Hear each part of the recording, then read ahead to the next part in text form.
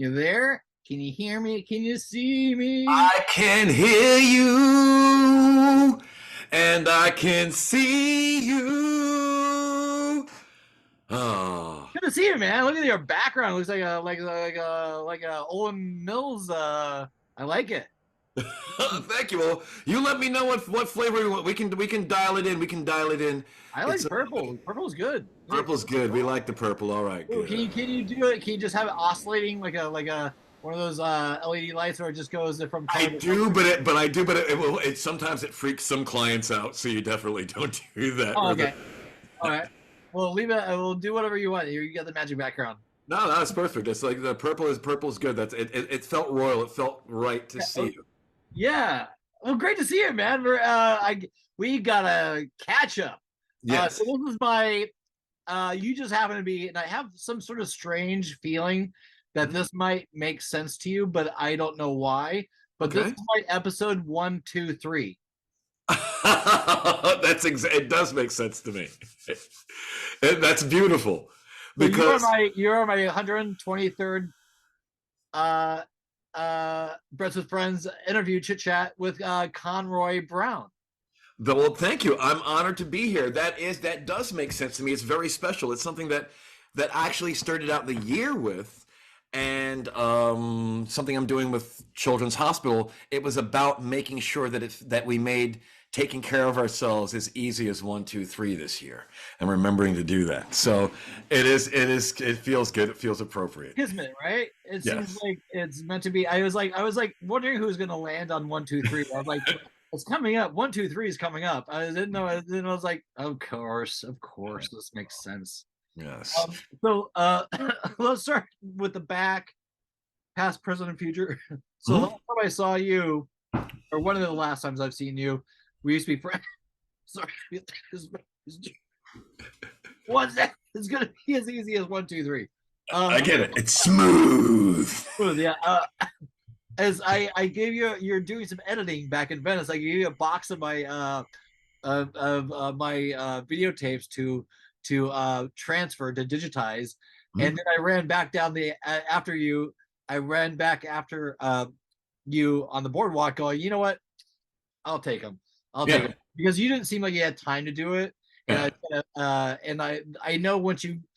I don't know. I've lost a lot of videotapes, and so I was like, I get it. I get it. These things that are precious to you, yeah, they're these parts of you in progress, as it were, right? So, and that was actually well spotted. Like years ago when we had met, I was really deeply entrenched in editing. I was in editing, but there was not really like a lot of balance in my existence because of show business. So I understand that. I'm sorry that I didn't get a chance to work on it because I am a huge fan of your work and I love your your take on stuff. I like the fact that your work shows interest in different styles, different periods, different textures, different moods. So yeah, I feel like I lost out because I was a little too frantic back in the day. no, we were Yeah. all younger Yeah. and we were owning Venice back in those days. Yes. There's a lot going on. So what's going to okay, we're gonna get to it because I don't even know. This is the first time we've talked in years. So Yeah. let's go back to how did you get to Venice? Where were you born? And then Mhm. let's go up to your past, and then we'll go in the middle. What's happening right Okay. now? How you got to the middle, Okay. where we're at, and then we'll go to the future. Okay. Definitely. I'm an East Coast kid. I'm a first generation kid in this country. My parents are from the Caribbean. My father's from Barbados. My mother's from Montserrat, two small islands in the Caribbean. And I was a first generation kid. I was born in the late 60s, born St. Patrick's Day in 69. So I was born the year of the moon landing and a bunch of the And Summer of Love and a bunch I'm of a other shit. 69er, baby. Exactly, baby. Right. Actually, So 4/20/69. you just see, we each have auspicious days, as it were, or days with some notoriety. So for me, I grew up in New York City, and New York City has a huge St. Patrick's Day parade. So in the beginning, I didn't understand that everybody didn't have a parade with a bunch of people out in the street getting drunk and puking rivers of green beer. I thought that's just what happened on birthdays. But my family. So I grew up in New York, and um, it was really, I enjoyed it. I like New York. New York was a really interesting Whereabouts in place. New York were you hail from? Whereabouts? I grew up in the Bronx, The the Bronx. boogie down. So for me, it was the last stop on the number 2 train, and it was like where the Bronx and White Plains and Yonkers meet. So for me, Pretty mixed up. Was pretty multicultural. it was multicultural. Yeah, it was a mix. It was a mix of Italian, Caribbean, and weirdly enough, some Czech. It was a really interesting group. But what was kind of cool, I wasn't the only kid that was from a different culture. So it was kind of like a microcosm of what New York is kind of about, like a melting pot. Yeah. So that was kind of a cool thing about that area and growing up there. Yeah. So that's and I grew up there, went to school. I was a kid that, I mean, I loved weird nerdy shit. Like I used to go to my school that I went to was next to the Museum of Natural History, like the famous Museum of Natural History. So I would get to go there after school and hang out while I was waiting for my mom to get off of work at the bank or whatever it was. And like that whole area in New York was weird because I ended up on Electric Company and Sesame Street because they were right across the street from the bank where my mother worked, and they all knew those people. So it was like a weird. New York was like a That's weird. Like, awesome. You're on Sesame Street. yeah, I got to count with a count when I was a kid. Um, it was like a weird. It was like a weird. New York was like a weird, eclectic place where there there were people from all over, and people that some of them were like had notoriety and famous. Like I met the first famous person when I think I was like 4 years old, 3, 4 years old, because my parents sent me to a school, and I went to school with this amazing, wonderful lady, Allison Tucker, and her parents were like famous. Her mother was in this movie Arthur, Oh, and wow. her parents ended up on. They were both the actors on L.A. Law and a bunch of other things. So it was like weird. It was a weird sort of mix where it didn't matter. There was some arts, there was some of a lot of different things, and you got to pursue what you were interested in. So I kind of dug that about growing up in New York. That sounds fucking awesome. Yeah. You had a great childhood. Yeah, it was a lot of, it was a ton of fun, man. It was a ton of, I got into a bunch of I'd trouble. swap your childhood with my childhood. No, I wouldn't. No regrets. That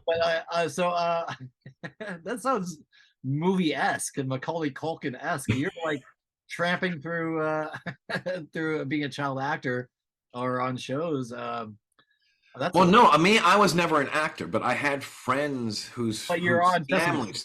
You're whose on Sesame families did that. Yeah. So for me, I just I remember getting a chance to meet James Earl Jones at my friend Allison's birthday party. And it was like he was the largest human being I'd Street. ever fucking seen. It was just he was frighteningly large, frighteningly tall, and his voice sounded like it God, came from God. It was just like holy it was like, yeah. So it was like weird experiences like that juxtaposed with my family being first generation, and like so it's like, yeah, I mean, I was very Digital Jones, his presence and his voice, just even yeah. in the Conan movie, Yeah. when he turned into the snake at the end, Mhm. just this a whole God, what a fucking great career. What a great life. What a Yeah. wonderful life he's had. You, Uh, you know that he had I believe he had some sort of speech impediment. There was something that he was very specific. He had to get all of his lines before, and I believe it was because there might have been something, an anomaly with his speech, that he needed to be prepared. I get that. I had a And speech impediment as a child. yeah, I'm wondering if that helped with his super precise diction. The way that he spoke was with such precision. Exactly. You got it. You got the Earl in you. Um, yeah, his gravitas. Gravitas, yeah, yeah, Yeah, there's a what a there's only yeah, hmm, it's iconic. yeah, He's an icon. He's definitely. Yeah. still with us, right? He's still with us, I right? believe so. I'm not sure. I'm not sure. I believe he is. I'm not sure. I would have known about that. Yeah. Um, So for me, that was fun. And then for me, I actually grew up and I got a chance to sort of be in show business behind the scenes, where um, after, well, I guess in the middle of NYU, I got a job as a PA, and there was like a show 1,000 years ago called Lifestyles of the Rich and Famous. of course, Robin And, Leach. and yeah, with Robin Leach, and I got a chance to be on work for the company that was one of the companies that crewed that. So I got to travel the world and see amazing fucking shit, and I How got old were paid. you right now when you were doing this? When I was doing this, I was 18, 17, What 18, the 18, 18, fuck? Are you 18, 19. crazy? No, 17, 18, 8, by 18, because I got kicked out of Bronx Science in like my sophomore year. Why were you a bad boy? I was a little bit of a bad boy. I wasn't so much of a bad boy as that I believed in freedom, and I was able to inspire people to pursue freedom in ways that the high school didn't like, that caused some truancy and a lot of partying and quite a bit of nudity. So Well, it's a good. I yeah. mean, yeah. But what happened is it set up a really interesting situation where I had to go, and because I still wanted to go to college, so I had to get my GED, and then I went and I got a gig because I was like, I had to wait until I can go in, and I loved. There was something about, I had no idea that there was so much that went into storytelling. You only see so much of what you see before was the actors and stuff. One of the things that really changed it for me is I was starting to work with a company as a PA, and one of the first times I did it was I was just taking like timing takes for a Travel Channel commercial, and I'm like, I can't believe you can get paid for this. But then very shortly after, it was like starting to do other stuff that was like more fun, and I realized that what some of these people got to do is they got to tell stories for a living, and they got paid by people to tell stories for a living. And I'll always remember this. A friend of mine, Fred Sulkine, I walked into his edit room, and I had never thought of being an editor. And I walk in, and there's a dude with white face paint on his face, and a monkey sitting on a fucking desk with like a fucking intense look staring at the dude. And my friend was cutting the Shock the Monkey video. And I remember it was the first time I'd ever seen an edit room. Shock the Monkey video. You mean Peter Gabriel? The Peter Gabriel, a friend of mine was cutting the Peter Gabriel Shock the Monkey video. Wow. Freddie Salkin was cutting that, and it was like, I had never been in an edit room before, and it looked like a fucking spaceship, dude. And I was blown away. At that point, it was like in New York at this place called CNC Visual. So that was when I had realized that it was more than just being around just the cameras and stuff, that there were things that if you were interested in telling stories that you can do. And I always loved telling stories. But I used to be, a lot of people don't believe this about me when they know me now, but I used to be a bit more shy, I guess, or more shy-ish. Um, but yeah, so for me, I found it. When I met you a long time ago, you had a shyness too. Yeah. Yeah.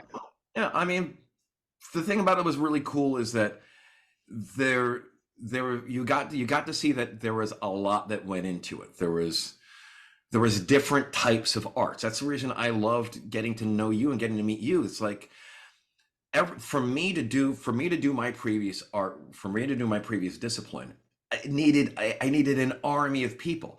There was directors and camera people and actors and set dressers and stylists, and all of this shit went in there. And once I had all that stuff as an editor, I can paint stuff and take you in whatever direction and make you feel what we want us to feel.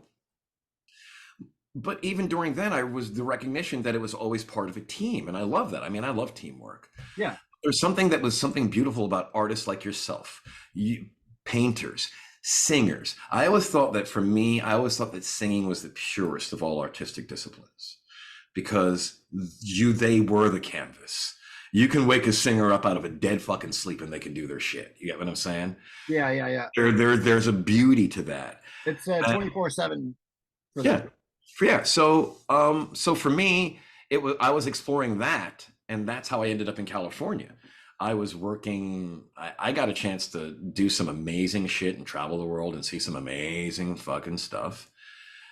Which is Um, great for your worldview, though, too. So yeah, you're yeah, expanding your mind, and you're also getting paid for it. yeah, So yeah. that's the win-win right there. That's the win-win. Exactly. I'll tell you one of the win-wins is that I got a chance to shoot.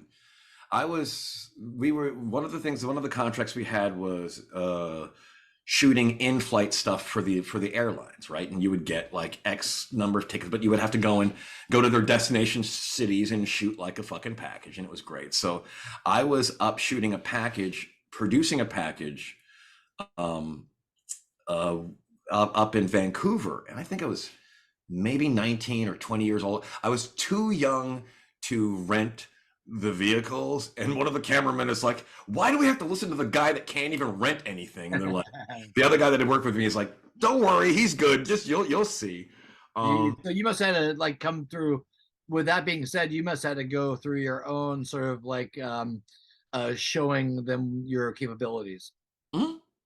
Yeah, Oh, prove yourself. absolutely, Yeah, absolutely, yeah, yeah. A lot of baptisms by fire, but for me, it's there's something that's really liberating about once you understand that whether you succeed or appear to fail, that's really more of a perception thing. It's all about what you do with the information that you've taken.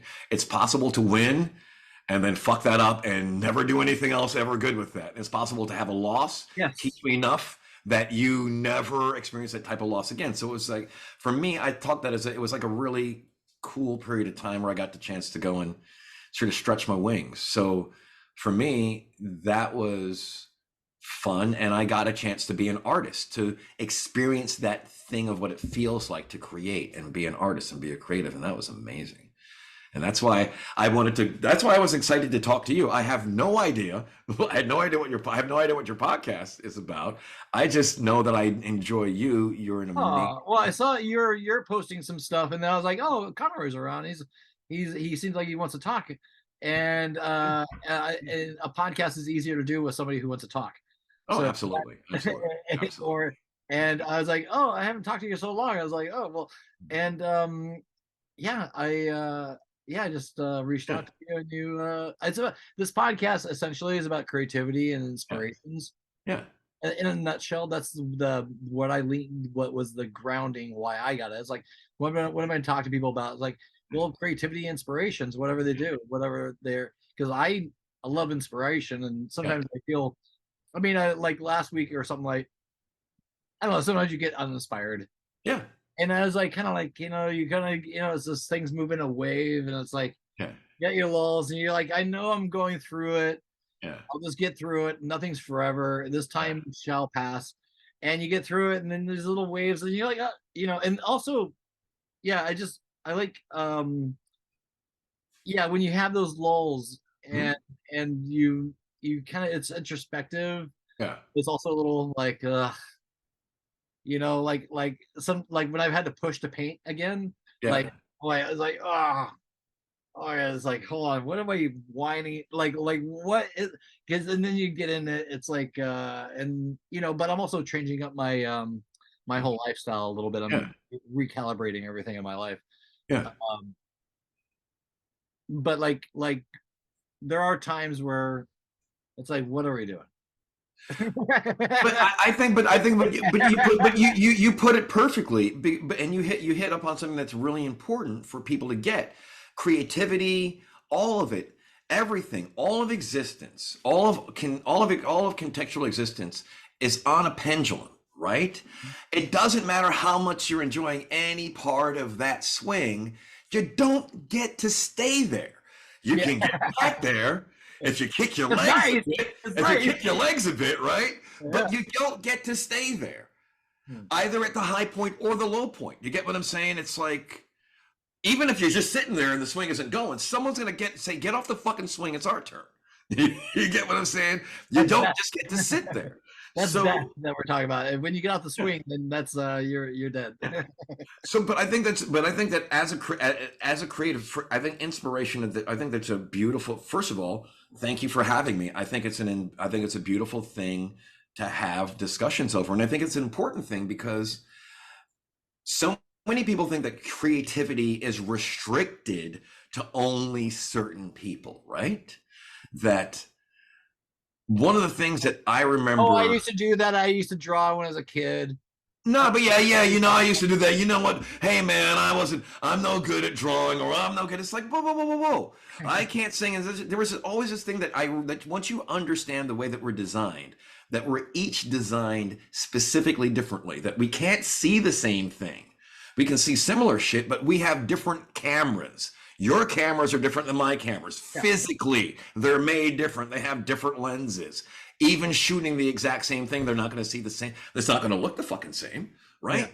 So yeah. once you get that, then there's this whole other part of it that where people start to get divorced from their creativity, which I think is super important and disempowering. And like you have me taking you up through time, and that was like for me, that was what made that time so special, was getting to connect with creativity and getting to work with different people and see different people spark their shit differently. Different people ran their creative sort of situation differently. People related to their creativity differently.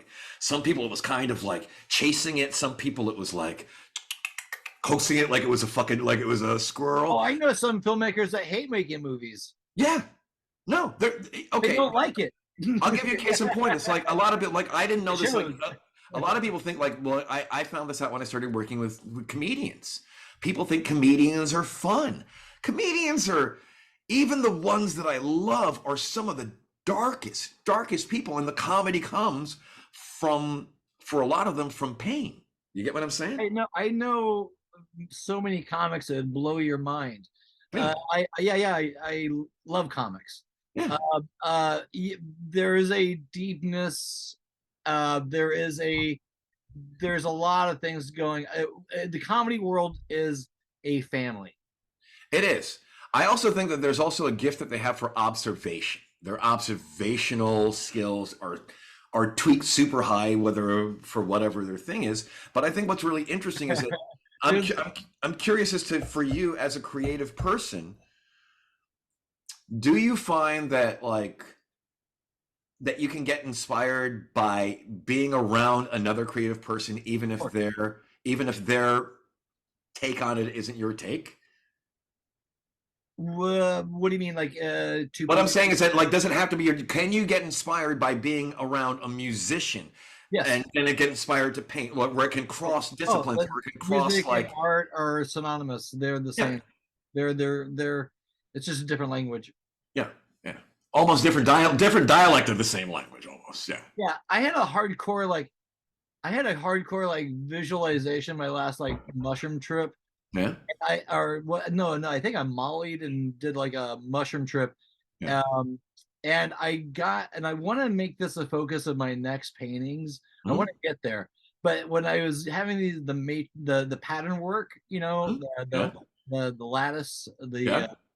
the matrix of the or the pattern of all things.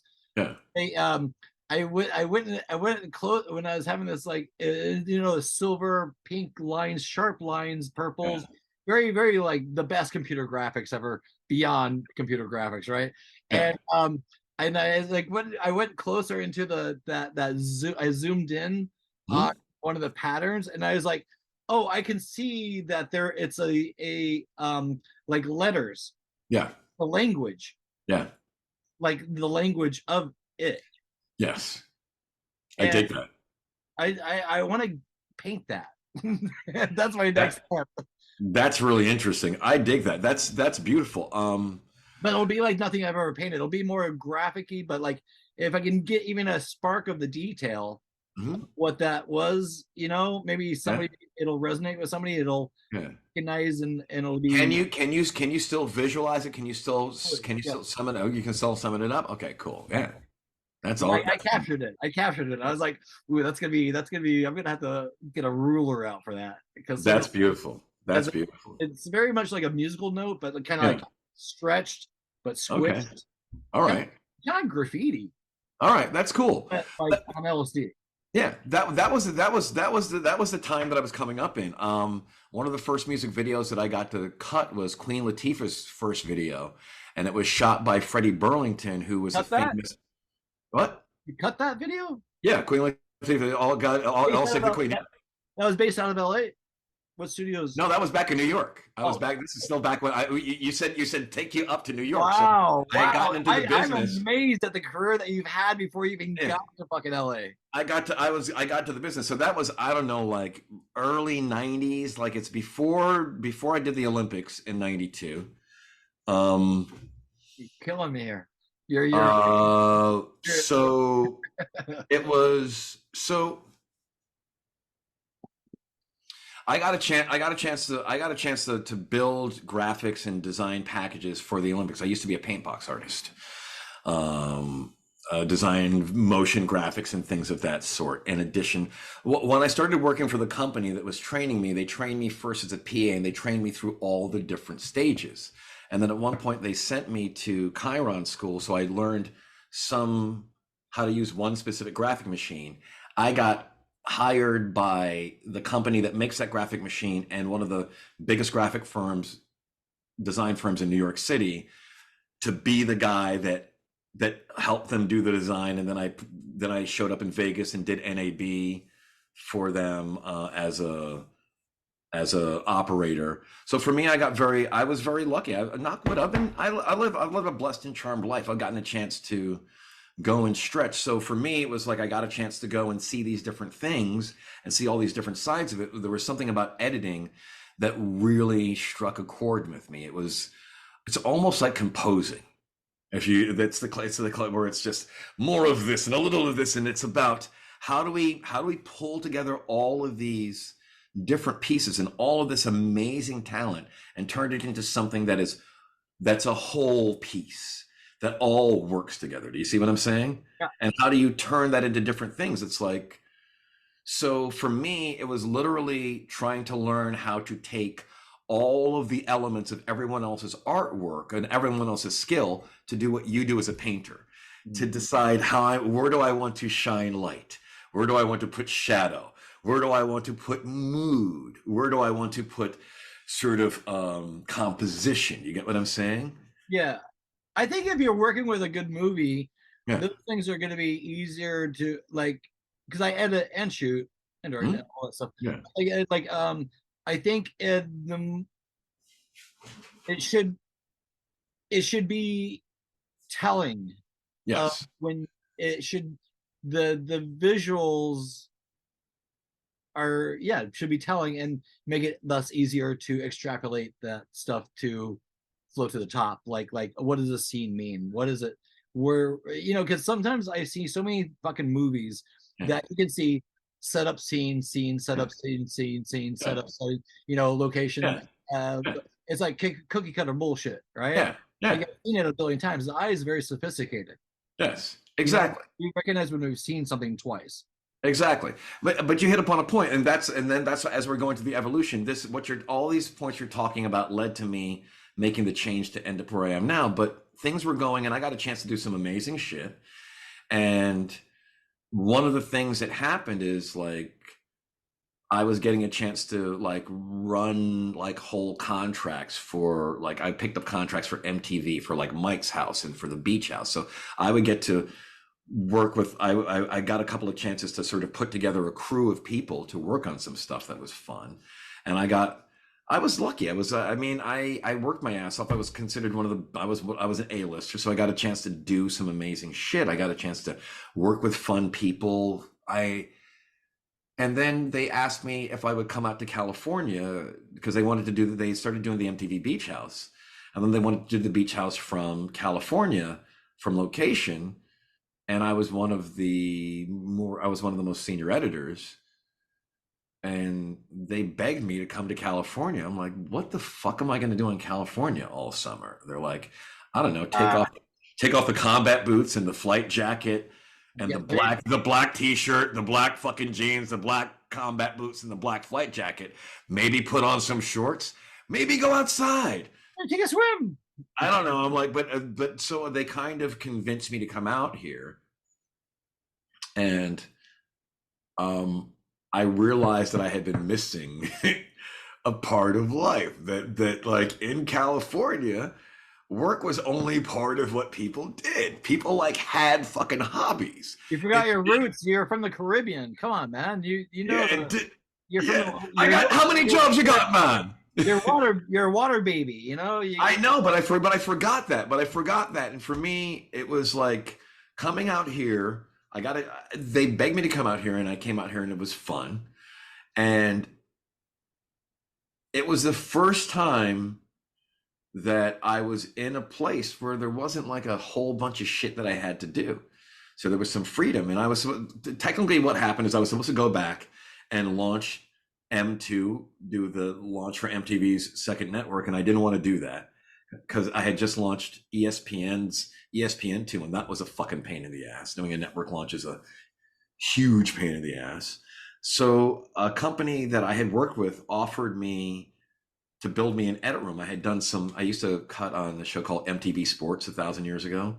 Yeah. So they knew me from MTV Sports. They're like, listen, we'll build you an edit room if you'll stay out here. And they built me a tented edit room in Santa Monica and the Clock Tower building. And I decided I would hang out here for a couple of months, and I stayed. And that's how I came out here. And that was like when I moved here. When I moved here is when I ended up in Venice, and I started to meet actual fucking artists, like people that were like artists, not that there weren't actual artists in New York, but there was a difference. There were very few people that were so stridently only doing their art, and it's like, I won't do anything else other than my art. In New York, your art ended up being a part of a hustle that you would do on the side while you were doing something else during the day. But I got to meet people that just fucking did it. Like you're one of the first full-time artists that I met. Well, it's good to start at the top. It's good to start at the top. Exactly, and I thought that was cool. You obviously gravitate towards the best. As quality does, we find each other. But so for me, that was kind of cool, and it was getting to be with creative people, but like you said, coming from a different background, a different take. New York is a work hard, play hard, fucking run and gun. And for me, when I came out here, it was just people took shit way chiller. So what date was that you got here? I got here May 13th, 1996. Oh, that's a sweet spot. That's a sweet spot right there. Yeah, you got it right. We had a good run from, I'd say I got here, I first came here originally in 94, or LA. I'm not here in LA right now. But 94, then it kicked me out. Then I came back in 95. Yeah. And then 1995, 90, yeah, it was a really good time. Yeah, it was a great time. It was a great time. For me, it was nice being in a place where there was space. That was the thing that there was never a ton of in New York, was space, right? So in LA, there was like I didn't have my whole checkered past and my checkered history follow me around. So it was like, it was actually kind of new to get a different take at looking at it at a different pace. Well, and yeah, you're going so strong, dude. You're going you're in this really a lot of stuff in a short amount of time. Yeah, no, I mean, very concentrated, very probably the elites. You're dealing with people that have clipboards and yes, like that. So that's a whole nother world. Yeah, no, I mean, I came out here in '96 to do the Beach House, to do the MTV Beach House. So it's like us. They put us up, but they didn't put me up because the person that was the production coordinator thought that I made too much money as an editor. So she said, "Well, fuck Conroy," and I showed up out here, so there was nowhere for me to stay, and a couple of my friends like ended up letting me stay. They put everyone up in the Oakwoods in Venice, Oh and then the beach house at that point was up at the Ventura, almost at the Ventura County state line, at a property called Five Palms that you can just walk to. There was a zig. It was on a cliff that you can zig down and walk down to Mount the beach in Malibu. So for me, I came out here and that was the drive. I'd leave Marina Del Rey, drive up the PCH to the fucking beach house, and I was there. I had like my like little crew of people that I got to work with, and that was fun. But it was like a weird life. It was like wait. JD. Can I ask you what specifically was your job on that job? I was one of the senior editors. So you're on set to kind of were you just observing as a? No, I was on set, and I would edit whatever the Oh, primary you're editing on site. on site. Like Oh they shit. wanted people. Okay. For You're me, downloading. they wanted people that had experience, because I had also done like Michael Moore's show. Like I had done some live. So for me, they wanted someone that if shit that they needed to go and turn around shit almost live. Like okay, it's shot and live. I did a lot of shows like that. So Live. You're well, talking yeah, about so I had experience doing live TV back in New York. So we would do so, but that. like when you're doing your stuff on set on site, were you guys shooting live? No, they would shoot to tape, and then everything would have to get done and wrapped out and sent and uploaded Got it. from site. So you have to upload from site. Yeah. But it all has to be done. So if something's wrong, you can't have to send anything out. The person, the graphics fucked up, then he has to do this. You need someone that can handle whatever it was. So I was very lucky. I got a chance to pull a really nice crew of people, and I'm a firm believer in taking good care of your people. So I would always make sure that we made it as much fun as we could be. But the creativity stuff is hard, as you said, you wish it could be smooth like that, but sometimes the amplitude is like more fucked up. Yeah, it's just the different play pins that you can play Yeah. around, and like you've had a much more like I would consider you're working with a lot of corporate entities. Oh yeah, I did a lot of that It's shit. a lot of a different mindset where if I went into a situation like that, they would close the door on my face because they're like, this guy is a wild card. We don't even know. But like to deal with that does that and still pursue your creativity, like how was that like a torturous situation? It, it's as you say, there's a fine line that gets walked. How It's do like you do it? there's a fine line. Well, what I did is what you do is you go too far, and as a creative, you do the things that you need to do to engender that creativity. There were things that they didn't like. They didn't like the fact that like at MTV, the rock stars would call like, "Well, where's Conroy?" And I would come over and get Les Primus fucking stoned and people like that, like knew me from us like working gigs and shit like that. It's like, all right. So So was there a so pecking I was order? what? Pecking order? There was a pecking order, though. There like as anything else, there are white hats, black hats, and gray hats. I mean, for me, I was I've always been known as a nice person, but I was a wild card. I was a fucking crazy person. I was a wild man that a lot of shit went down in New York. So by the time I left in 96, it was like okay for me to get out.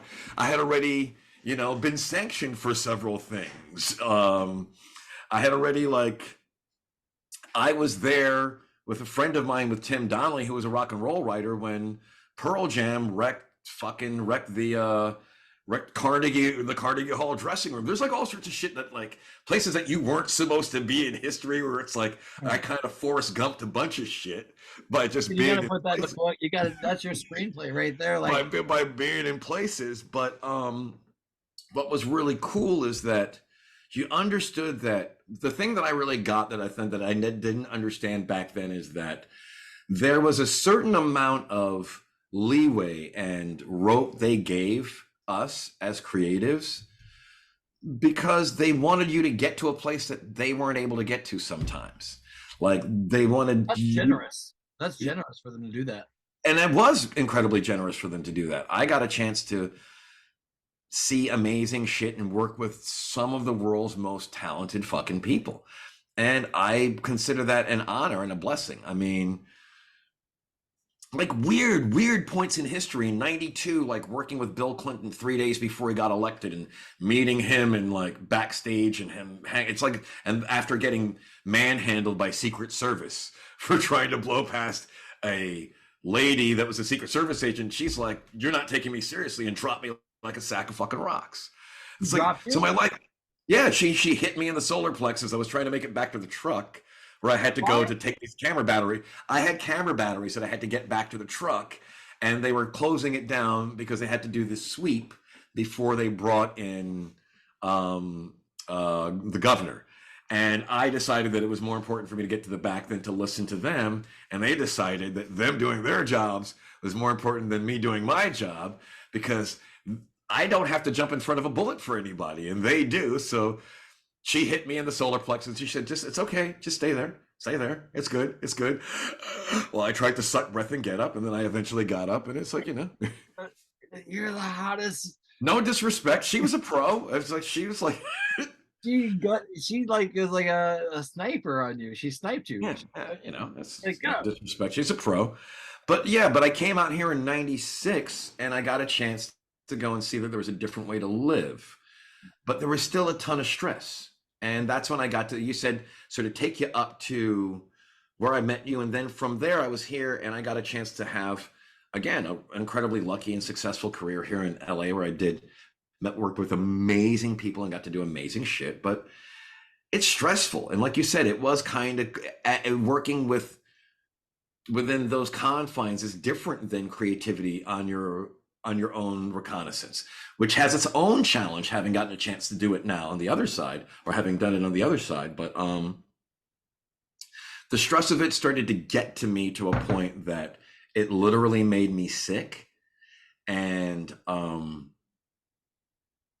I ended up realizing that I was never going to get what I truly wanted out of that discipline or that art form. So I ended up shifting and changing into what I do now, which is, I used to tell stories about experiences that people have. Now I help people reshape the experiences that they have that define their story. So it's kind of the same thing. It's just more like direct. It's like actual working with real people as opposed to characters. So with that, can you describe what would okay? We'll get in. We're right now in the now. Well, no. Well, I brought us up to California, and I brought us up to where so we're kind of moving into the now. It was like a lot of show business stuff, and then I started to do something. I wanted something more.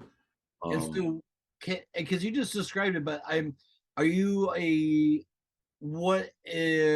Well, let me explain. Let me explain what happened. Is that for me? I was a very I had a very I had a very successful career for 3 decades as an A-list editor, but I thought there was something wrong with me. I thought I was broken because I wasn't fucking happy, because I was making jing, working on cool shit, but it just wasn't fucking doing it for me.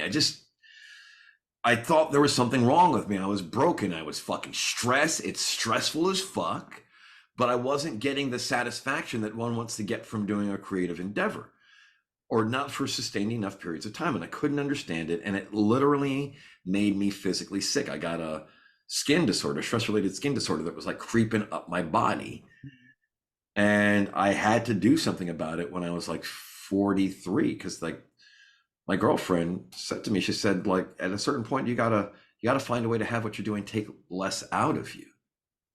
And it was like That's through indicative of LA though. The LA. it's indicative of the business. It's indicative of I think of not just the business, but of being a creative for a living professionally.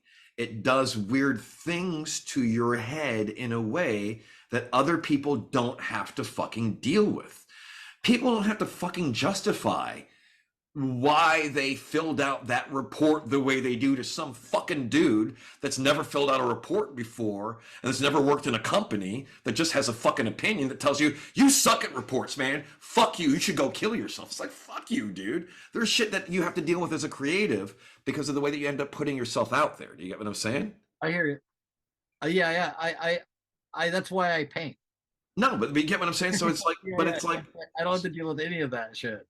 so for me, it was really, it was in wanting to find appreciation, wanting to be able to have appreciation from my life and my experience. And I got lucky enough that in pursuing ways to alleviate the stress, I got hip to a couple of things that teach us about the way that we work, about the way that we process information, and not just process stress.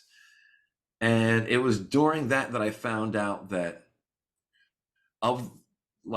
there's a certain set of things that any given person needs to have at any given point for them to be satisfied, beyond satisfied, happy. There's a set of things that I can give you that if you have them in a given situation, you couldn't make it better. That you could not make it better. And so the idea of happiness, that sort of ecstatic happiness, is what you get with that list of things. But you're never given that list of things. You're forced to fucking guess. And it seemed like that was the only way that shit could be done. And then during the pursuit of this, I found out through one of the things that happened that that's not the fucking case. There's an actual way and a process so that you can find out right now for you what the 9, 10, or 11 or 12 things that if you had could not make your fucking life better. So that you're no longer guessing in terms of what you're doing tomorrow, or if this thing is going to work for you. I'm like, well, you can know going in that I can try this, but I got to watch 5, 6, and 7 and 3 because those are important to me. But those fucking things don't exist here. I got to add them to the situation for it to work. It gives you a lot more latitude in terms of both your direction and your own happiness. But I didn't have that shit. But when I found it, I found out that my highest value was connection. So ergo, me sitting in a fucking edit room by myself for 12 to 16 to 18 hours a day, no matter how successful I got at it, there would be part of me that wasn't getting what I needed. Yeah. So I had to go and find what it is that I wanted to do. Yeah. Feed the creative in you. Yeah. Yes. I'm 54 now, and I think that from 50 to 54, 50, I felt that really hard. Yeah. I was like 50 when that hit, I started peeing in the middle of the night. Yeah. I was like, oh wait, what's happening here? right on 50 years old, right on my birthday. Oh, I'm getting up like 2 or 3 times a night. I'm like, what's this about? Because I drink beer every day. I'm a glutton, I'm no poster boy for sobriety. But it's like, I was like, and it continued. Yeah. It was like, then you deal with that. You drink less water at night, or deal with your sleeping patterns, and then you go into diet. Yeah. Your diet changes a little bit, and you start wearing your glasses a little bit more. Yeah. And so,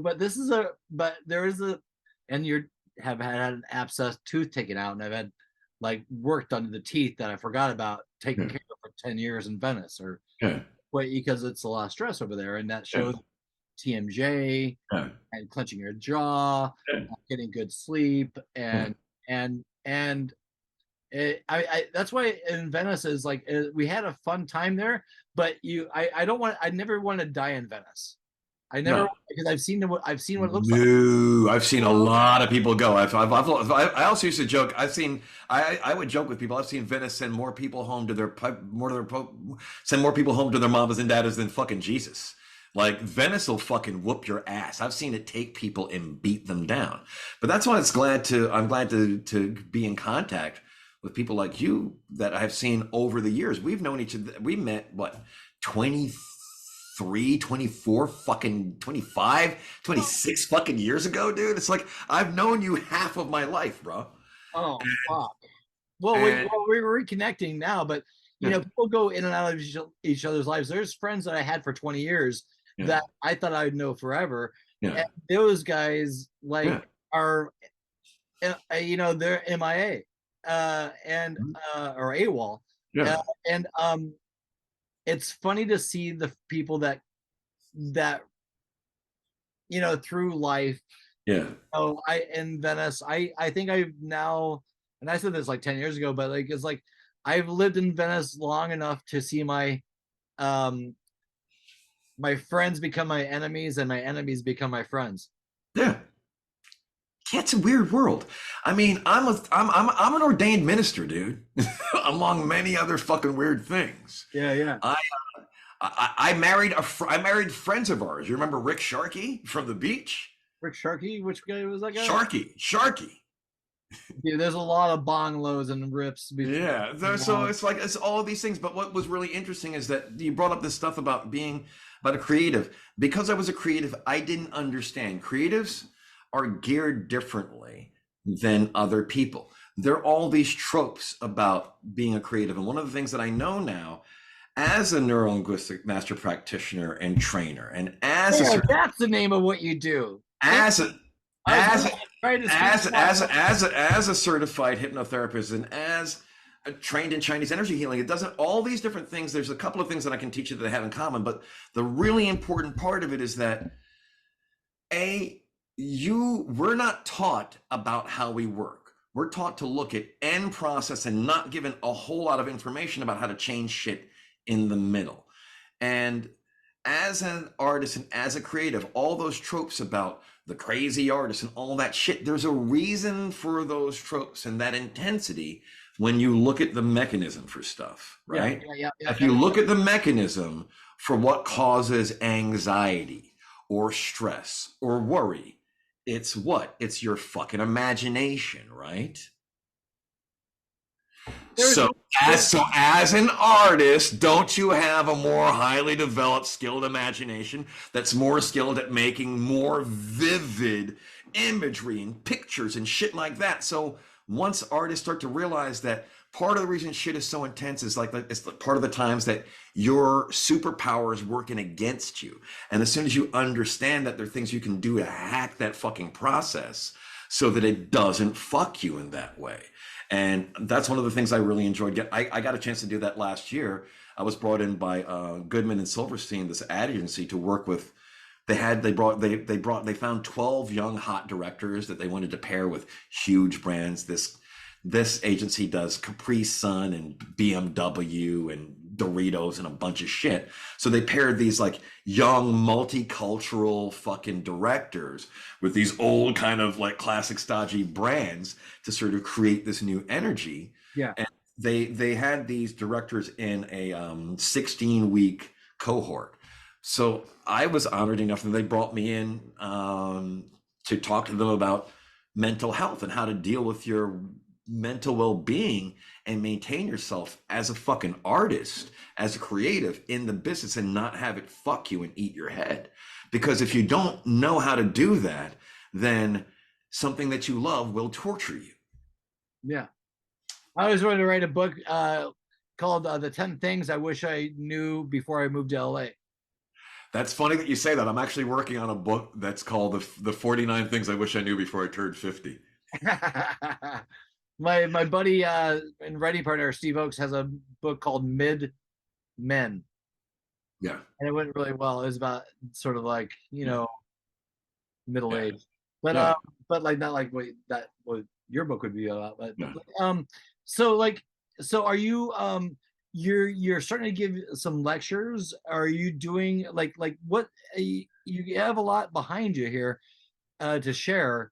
Like how are you going about doing it? Like because for me for the last like since for the past 11 years after I found out that I was sick, when I had to start to go and learn how to have less stress, I studied NLP and I became an NLP master practitioner. Then I went back to continue editing because I wanted to learn how to pitch shows and learn less stress. So this gave you it's supposed to give you heightened communication skills and teach you a bunch of shit. And I said if it did any portion of that, that would be great for my business. But what happened during the course of me getting the training, there was a friend of mine. His name was Finney. He was a bartender in Venice at the place that I first went to, and then he passed away of leukemia like the day that I finished training. So this thing that I thought I was going to only use for show business, some of the training that I got was about how to deal with people when they were in heightened emotional states and how to processing emotions. And I had a bunch of my friends that were grieving really fucking hard. So like the first, literally after I finished training, the next 2-3 weeks was me grief counseling our entire peer group because our boy just fucking died of leukemia when he was our age. And that was when I realized that there is a greater value to it than just being able to go and pitch shows, that it has to do with the way that we process information in life. And I went back to work and it was great. I wasn't stressed out. People would come and hang out in my edit room. It was like, yo, moments of zen. And after the first year, I actually got an office. I still have an office in Santa Monica, and I would see clients in the morning before I went to edit in the evening. I was like Batman. I like heal people from the shadows. But it was very important for me because I wanted people to understand that just like I didn't want people to be like me, where they think there was something that there was that where they were stuck. And once you understood that it's everything is about how you're processing what is happening and what's happened to you more than what is happening and what has happened to you. And you have greater control over how you've processed it and how you continue to process it than you do over the shit that happens. And once you get that, it changes things radically. For me, I went back a year after I had been trained and I was back editing, and people couldn't understand it. They're like, how are you able to do these things? I was working on a show called The Bachelor, and the screenings used to take a ridiculously long time. And there were like multiple editors in the room. So it would take sometimes 2-3 hours to screen through all the snippets of segments that you did. And when I came back after this, I would get through all of my shit. I would play it down once. I would talk to everyone once, and I would get them all to tell me specifically exactly what it is they wanted me to do. And I'll get them to pick off of the things that I had, not off of shit that didn't exist. And people were looking at me like, how the fuck did you do that? And why aren't you stressed out anymore through any of this? So I started to work with some of them to sort of give them some hints. And I started to help people. It feels really good to give people tools that empower them because you have a greater ability to affect your entire existence than you've been told. There's just basic shit that you haven't been told about the way that you work. And that was one of the things that I loved about learning neurolinguistics and how we process information and language and all of that stuff. There's many ways you can express yourself without using actual fucking words. You're a painter. You've decided I'm going to do this shit, so I don't have to talk to a bunch of motherfuckers. Get in here, do my thing, right? Well, it was my outlet for sure. It was also my without painting or art or drawing or any of that. I'm gonna get back into drawing at some point. Too. That'll be because people will say, "Oh, I didn't know you could draw." They just see me paint, and like I'm actually I can draw. That's what I first doing. So with creativity and stuff like that. It's like I think you're always wanting to reach, like I think that's what keeps you alive and going is like something to do, like something to reach for. Because some of the like those that sort of painting that style that I want to go into that I described earlier. I that's motivational. Yeah. Because I don't know what that's going to look like yet. I get it. I'm gonna do it because there's no one else that's going to do it. you I know. get it. So I get it. it gives me an arm to reach for. You know, Yeah. it's like something to aspire to that I know the work, you know, because you can get complacent in your artwork. Like Mhm. I do, you know, my Mhm. buffalo is my brand, but my Yeah. most like thing that I would say I could sell out at. Yeah. Yeah. You know, like if there was going to be a thing that could sell out, Yeah. you know, or sell, you know, that's a good thing to sell out too, as a buffalo Yeah. funny, you know, Yeah. motion. But like it's like you want to always be achieving, and I do believe that people that don't show Mhm. like creativity and that aren't used to using creativity because they Yeah. were doing other jobs before COVID and Yeah. all these different things that were happening where they didn't actually have to think about doing, you know, something different. Yeah. Well, we've been doing something different our entire lives, so Yes. we're sort Yes. of used to it, and so Yes. I can see that the giving the tools to them, which is something that you have to live through, Yeah. to somebody that doesn't ever had to do that, has to understand if they, you know, and that opens up their lives, you know, Yeah. kind of opens up their lives because they're having to think outside their what they thought they would be doing for the rest of their lives. Yeah, it's giving them language, and you hit upon there's a thing that I didn't realize until this is, like I said, I became an NLP master practitioner. Then the hypnotherapy, because that was how you consciously work, so you can get out of your head, so you can hack that. But then the hypnotherapy is all that unconscious programming, those old stories, those limiting beliefs, those that automatic shit that kicks in when we're not paying attention. Well, that's a That lot of that's due to because of the way we grew up. You know, some people, yes, the trauma and drama yeah, is like innate and never was a conversation. yeah, And they some people go to their deathbeds without having that conversation. yeah, And what makes one life better than the other? You know, it's like, you know, people that spill it yeah. or and it creates a disease within their body because they don't talk about it.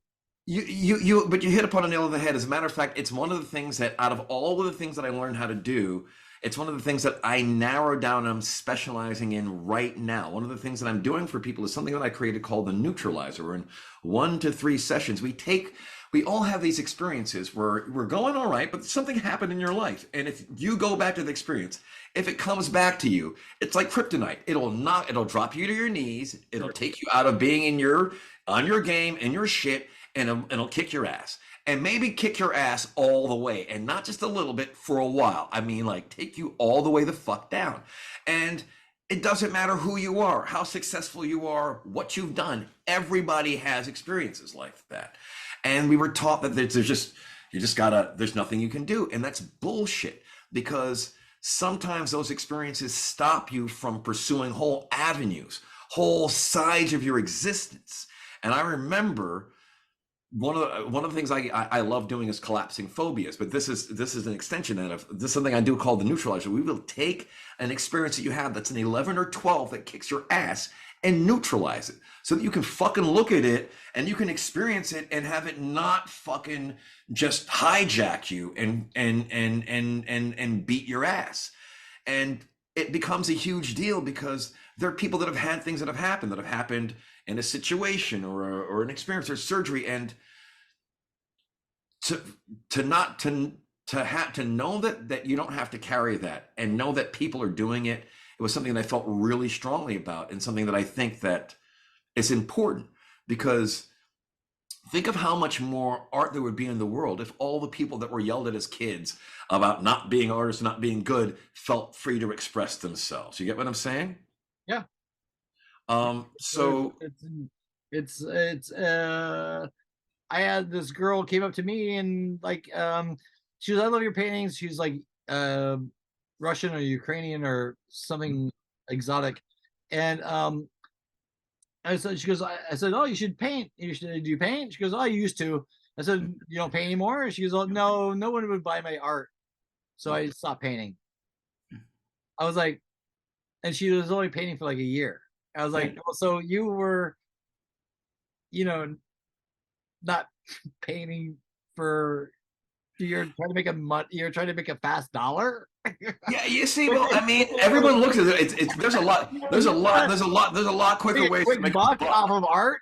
There's a lot quicker ways to make a buck than off of art. But what's interesting is that I think it's really important is that you hit upon it, that there is creativity within all of us. Yeah. That spark exists within all of us. And that's why I believe that's the part of art that touches non-artists. You get what I'm saying? Always. Yeah, yeah. So it's and when you talk about inspiration, it's those things. I remember one of the things that inspired me to make the leap from the career as a visual artist into human performance, into wellness, into the way that we process information and the way that we work. And it was because Miles Davis was one of the most famous jazz artists. And again, another weird thing, he grew up in my neighborhood Hmm. on 84th Street between fucking Columbus and Central Park West. You couldn't miss him. Did you like the movie they made? The biopic? Was that good? I thought it was okay. I thought it was okay. Well, he was a weird dude. He was one of the most unfriendly people in the neighborhood, and you couldn't miss him. He had a massive cranium and a fire red fucking Ferrari 328 GTS, so you could not fucking miss him. Oh yeah. But I remember seeing his work in the Smithsonian and the seeing art and the seeing jazz exhibit, and to see that this person that was that skilled in that one discipline, then his paintings, it was really interesting to look and see where they felt like his music and where they didn't feel like his music, where he got to express something that he couldn't express with his music, with his painting. So I found the idea that means that sort of made me understand that it's a type of language. So I'm not going to be able to sing as well as a singer that has an 8-octave range. That doesn't mean that I can't sing. By nature of the fact that I'm a specific instrument, there's a song that I can sing better than any other person in the world.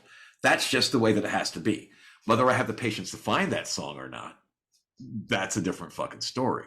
So discipline with the people that sing have discipline because they activate their tool, their voice. They use it and they control it and they find it. That's what we're all trying to do, I think. But you see, but you hit upon the point that I'm working on teaching people. I'm teaching people how to activate their tool. There's a tool that you get to use, and I got to use more often. And most people stop using when they're kids and only use it in a certain way in a very limited fucking spectrum of things. And it's the determining factor. It's the thing that I learned, that when you're changing the unconscious programming or the limiting stories from doing hypnotherapy, or you're doing energy work, it's always about a couple of basic things. What is someone feeling? What are they perceiving? And how are you going to change that, right? How are you going to move that? You do that with art. Everyone, you're moving people through these things. But what people don't understand is that there is your imagination is an unbelievably important and powerful tool, and it's something that isn't just the purview of artists. I lived. That's my whole mantra of my life. If I can fucking make these things, you can do it too. Yeah, it's the purview. The imagination is the purview of experience. Not mantra, but I mean, you get what I'm saying. So I think that's a beautiful thing. That's why I think this idea that your podcast about creativity is super important. I think that people understand that you can be inspired by anything, anywhere. All something has to do is move you enough that you want to go and fucking share and express. And that's where the magic comes from. It's because we also know I'm sure you've seen art that is technically fucking excellent, but devoid of emotion and feeling, right? Yeah, AI. Yeah, exactly. You get what I'm saying, right? Yeah. But I've seen those, like the Peter Gabriel videos that he's been doing for the album. Yeah. I don't know if those are AI based made, but they're beautiful. But you see, but I'm gonna send you another artist. There's an artist that I got a chance. I don't know if you saw him. He also did a projection thing on the Disney building but he's an artist that does stuff with AI, but he programs these incredibly fluid fucking experiences that are whole rooms or things like that. And AI is going to be a new palette. It's just a it's new. one of those things where he's using it as paints as opposed to asking it Oh, to be the 3D yeah, thing. 3D, yeah, yeah, I've checked into that. My buddy Coco Cowan has that in downtown LA. He invited me to go do that sometime. Uh, yeah, yeah, yeah, and paint in 3D uh, yeah, with an Oculus mask or yeah, something. But yeah.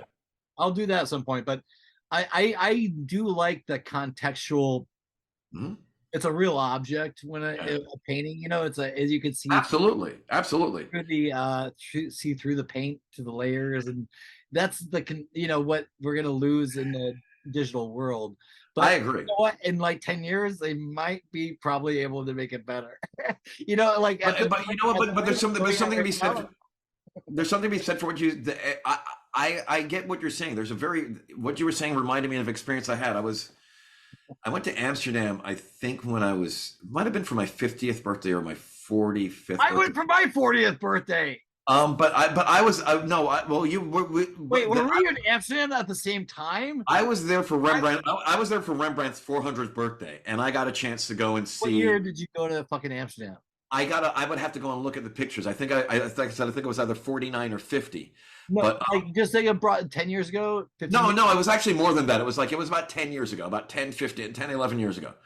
We're, I, we're, I, are we the same age? we're the same age. I got to check and see. It was like either 40 Dude, or 45, but I went there and I remember I got a chance to see Van Gogh's Lilies. And when you get to see the amount of paint on that fucking canvas, it was like fucking thick.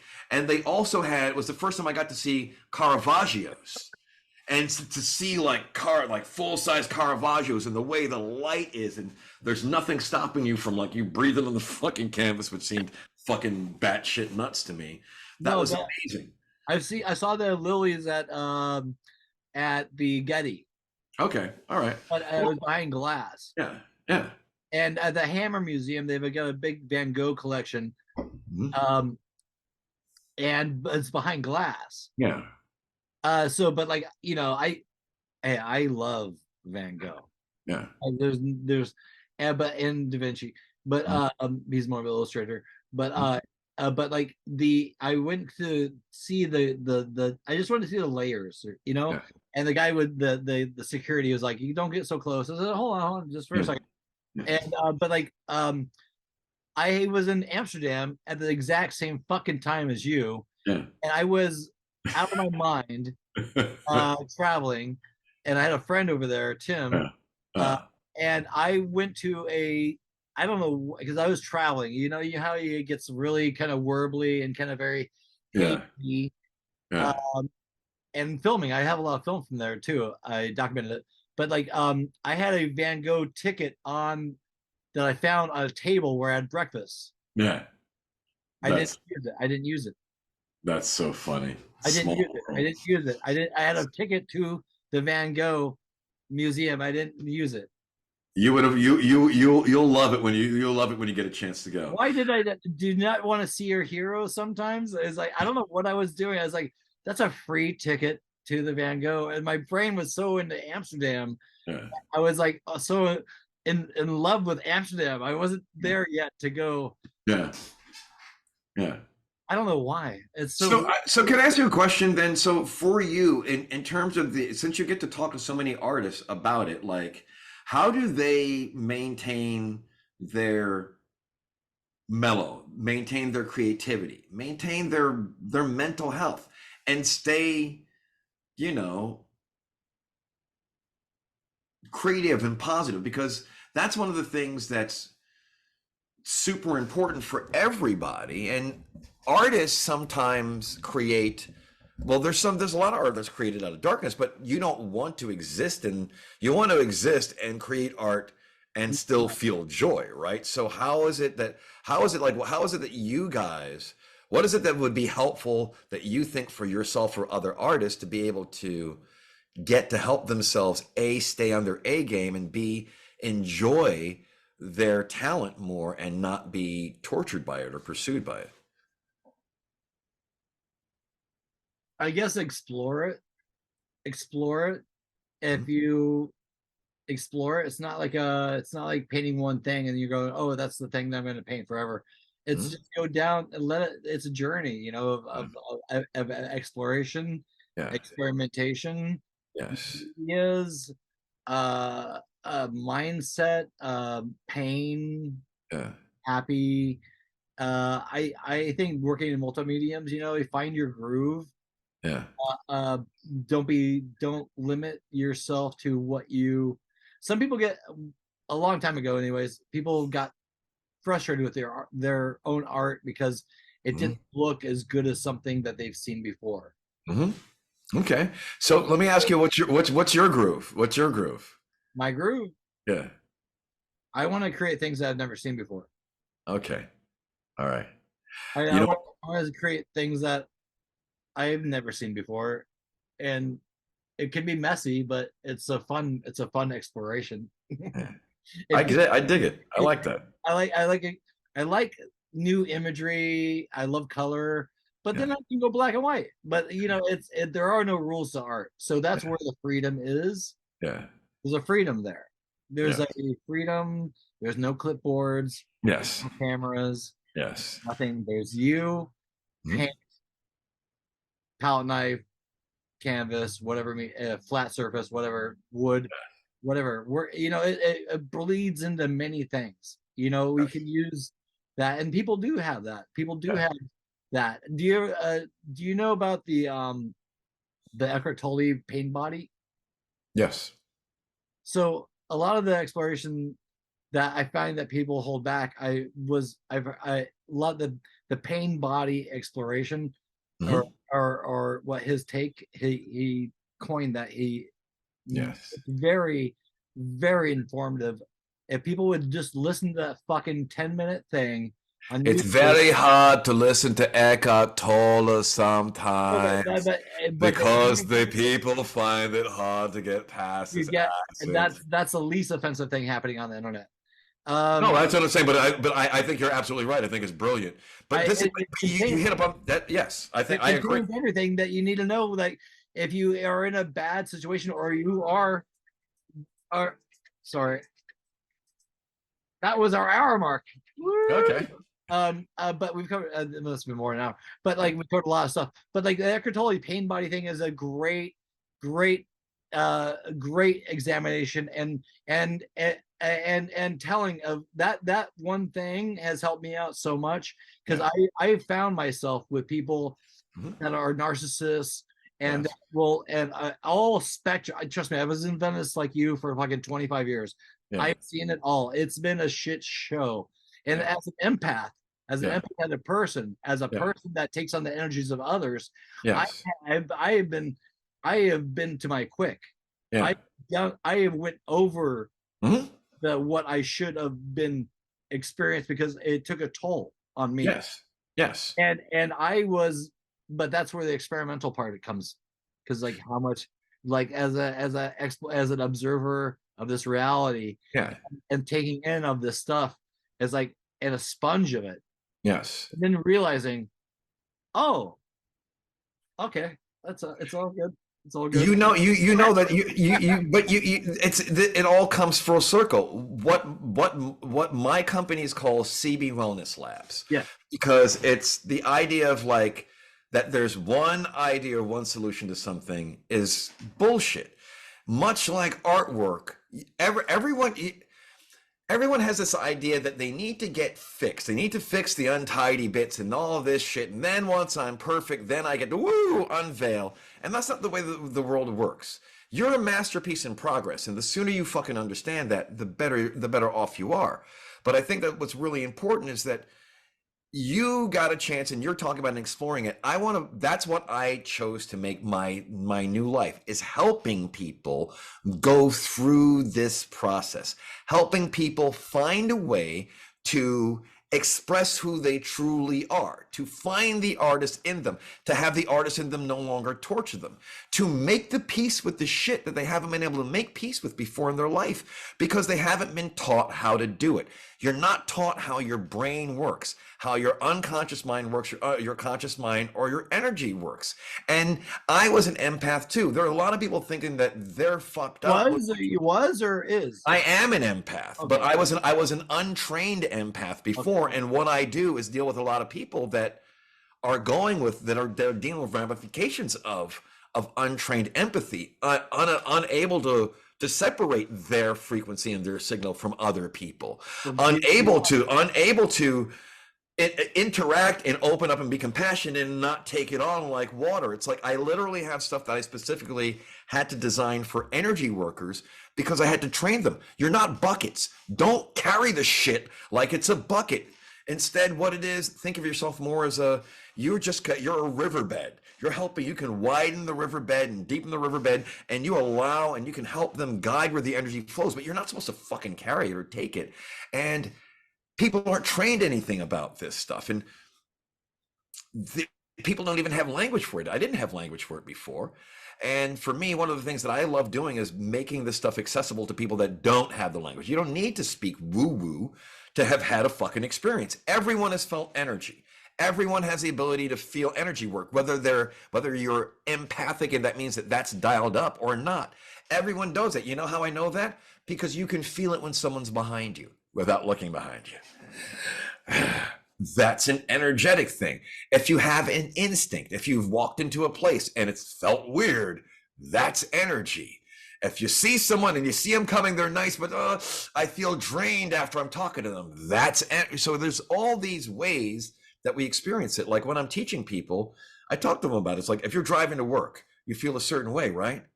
And then what happens when your favorite band comes on? Your energy changes, right? Then your favorite song comes on, the energy changes. Now imagine you in your car with your four best friends on the way to the concert, how that energy is. Then when your favorite song comes on, what that energy is. Now when you're in the fucking stadium with 10,000 fucking people, what does that feel like? Do they all feel the same? No. That's fucking energy. So once you give people a language that they can tether something to, and I think it's the same thing that you're getting a chance to do with people with inspiration and creativity. There's no one way to fucking do that. There's no one definition of that experience. You get what I mean? Yeah. No one's lived the other person's life. Yeah. It's their personality. There's no way I could know what it is to live in your shoes. Mm-hmm. I live in my shoes, so it's my perspective. Mm-hmm. Looking at you and trying to make the best decisions I can in this life. Yeah. It's like everyone's got their own shit, man. And yeah, everyone does. Do you deal with like psychotherapy, like psychotropes, like mushroom therapy, or like mushroom have you been on some mushrooms? Have you yes I've done that. I've done work with people. I've worked with people that do that work for therapeutically. I think what you get to realize is that they're all access points. Yeah. They're all going to be fucking access points to you and what you're perceiving and how your perception works. So they're opportunities to shift perception, to widen it, to open it, to deepen it. So that is something that, yes, that I don't specialize in it, but I have done work in that. Have you ever done a peyote or ayahuasca? I've done peyote. I've never done ayahuasca. Ayahuasca. I've never. I'd like to. Ayahuasca and the toad medicine. There are things that I have friends that have tried that I'm interested in trying. For me, what was the toad like for them? Well, they each had a different experience, but again, it all depends on where you're at. Everything depends on where you're starting out, where your perception point is starting out. So an ayahuasca trip for someone, for you with your level of experience is going to be different than a 26-year-old that's rolling out, that's never done any sort of drugs before. You get what I'm saying? Yeah. There's well, with those sort of things that I did them in a very ceremonial way. They were Yeah. done with a shaman. It was in Yes. Peru. Yes. It wasn't like a Topanga hippie bullshit. You know, No. it was No. like I know. I get what you mean. real, Yeah. real. Yeah. But and the peyote was, they all have their own. I like the ceremony aspects Yes. are very Yes. there. It's like essential Yes. to have. I was talking to some kid the other day at the YMCA. He was trying to eat. We were talking about peyote, and the thing he said, don't just try it. Just you could make a ceremony of it. It's not gonna like you're not gonna. There is a reason why it is a ceremony. You see, I think you're right. I think there's a reason there's a ceremony. I think there's also what I also think is I think that it's important that people understand that there's more than one gateway. The only shrooms is not the only way to enlightenment. Absolutely. Like neither is Buddhism, neither is it's there's more than one way to get there. And that's the thing that I think is so important about giving people about that's what I wanted to do to create what I created is I created something called Q rapid transformation because it's about conscious, unconscious, and energetic. We have these three systems that we're always operating in. You're either all of your whatever experience you're having it, be it real or imagined, be it something that you're remembering or hoping for, is going to be happening within certain engines, either your conscious engine, your unconscious engine, or your energetic engine. It's impossible for you to have experience and not have it be looped through one of those systems. So what people do is people have a tendency to try to change their experience by changing one thing in one system and expecting it to do something in the other systems. That's not the way it fucking works. And then they try to talk to all three systems the same, and that's not how it works. They don't speak the same language. Your unconscious mind does not have the same language syntax that your conscious mind has. So Yeah. you saying shit to your unconscious mind the way you would say it to your conscious mind isn't going to fucking work. You get what I'm saying? Yeah. And the way that you express yourself, the way that you understand stuff energetically, as an empath, is not the fucking same as remembering the way that old story that you had. Sometimes you just feel it in your skin or in your body. You get what I'm saying? So these are all different ways, but people are taught to try and parse all of their experience with one fucking filter and one engine Yeah. and try to repair, heal, evolve, and thrive in all three engines without knowing how any of them fucking work. So one of the things I wanted to make sure that I got to talk to you and other artists about to know is that you don't have to carry that burden of the past. If there's something that fucking happened to you, a memory, a thought, it's like, oh my God. And after that, I was never able to get on a bike again. It was like, you know what? Then fucking kill that fucking old experience. If there's something that stopped you from being a fucking artist and putting a brush to fucking pick, then stop that. Then find the things that are making your world smaller and understand that there's something you can do about shit even after it happened to you, even if it happened years ago. Being able to go, one of the things I do with the neuralizer is you literally rewrite the way that a person is processing that experience and that memory. So I had a client of mine that we changed something that happened to him 55 fucking years ago. And then I have friends of mine still calling me up to this like a year later, like, yo, what the fuck did you do to Dan? He's like, he opened up like a guy that they had known for 20 years opened up because the thing that had kept him from opening up was no longer fucking there. That when he went back, it no longer made him fucking, he can look back and say, okay, that didn't work out the way, but he was neutral with it. And it created more space for him. I remember because the first time I saw phobia collapse, it was in class, and it was a 62-year-old woman that hadn't been on a plane since she was 16 fucking years old. She never got to see her grandkids and a bunch of other shit. And we cured her of that phobia in an hour. And then she got to live her whole dream as a teacher, to go to Italy to meet with other Italian teachers and bring this new revolutionary teaching method back. And she got to go and fly around and see her. So once you understand that the shit that's kicking your ass, you don't have to fucking stay there. You don't have to wonder or wish you could figure out what it is that what it would take to make you happy. There's certain basic fucking things to me that feel like are inalienable rights that we should have as people that we haven't been taught. And it's just that you weren't given the information. There are certain injustices that were done to us as a species, as a people, where we were one of the greatest one is making you afraid to make mistakes. The fact that you're afraid to make mistakes is fucking you more hard than anything else. Making mistakes are a necessary part of learning. Learning is a necessary part of experiencing more of anything. Life. You get what I'm saying? Of life. So You can't that's why I was so excited to come and get a chance to talk to you, because I haven't spoken to you for a long time. And there are these things that I feel super passionate about how we work, about that.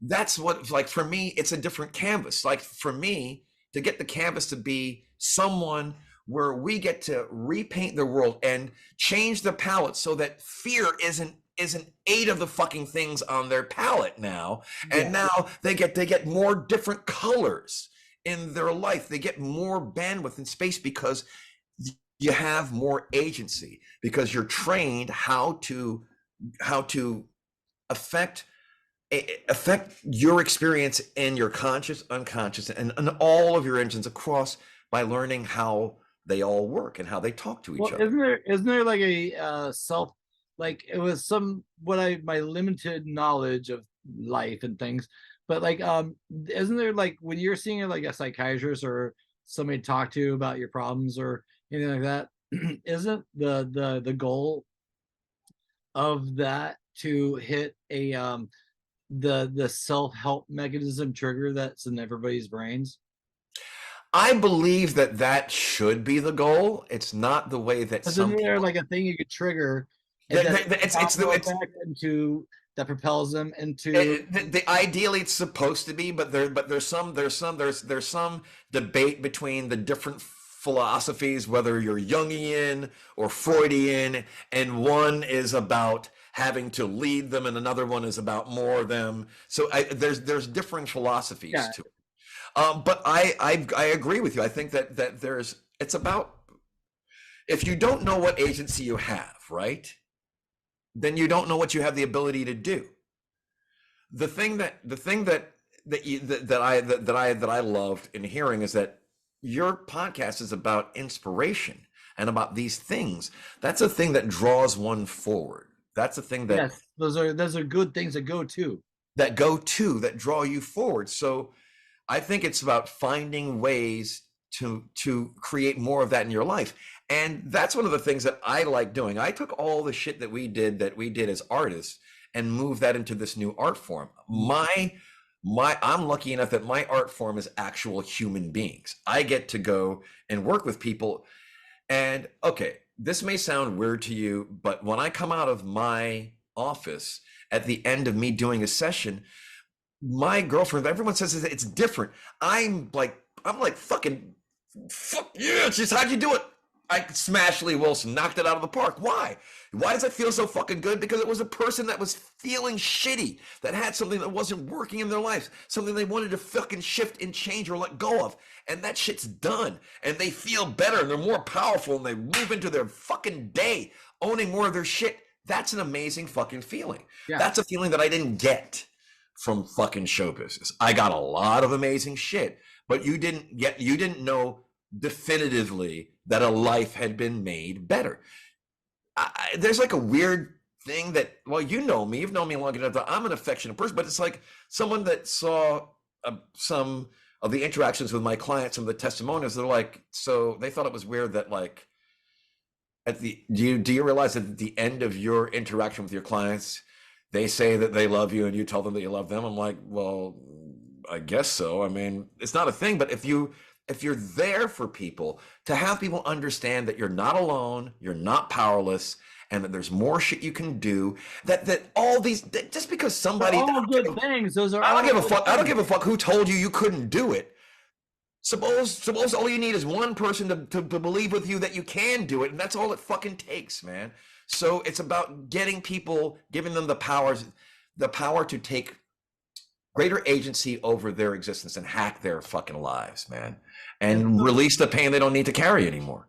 And so, how are you implementing these things? Are you going on the road with them? Are you I see, like I TED see, I Talks? see, Are you I see, I see clients. I do some speaking engagements. I'm going to be doing more of those next year.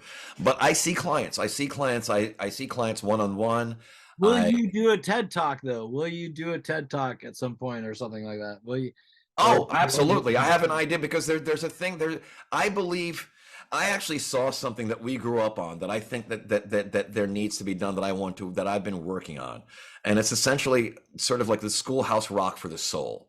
There were certain things that we got to learn back in the day, and I just literally saw it. No, we were so pure back in the day. Yeah, I saw it. It's like to this day I still remember the preamble of the Constitution because of that cartoon. So there's certain But basic. I'm just a built. No, no, we the people, in order to form a more perfect union, ensure justice, ensure domestic tranquility, provide for the common defense, promote the general welfare, and ensure the lastings of liberty to ourselves and our posterity, to ordain and establish this Constitution for the United States of America, for the United States of America. So that was, I think that, I think that I think that one of the things that I just read the other day, one of the reasons I partnered with Children's Hospital 2.5, 3 years ago during the pandemic is because of what was happening with people's mental health. I had a client of mine that's a clinical psychologist, and it was through her that I found out that the leading cause of death for for people between the age of 8 and 24 was suicide. And when I heard that, that freaked me out. Between the age of 8, the age of fucking 8, right? That bugged me the fuck out. So I decided that I wanted to find a way to give back. So I started building digital products and like things to help other people feel less stress, and then I devote, and then I 20% of all that money goes to Children's Hospital to help with mental health and suicide prevention.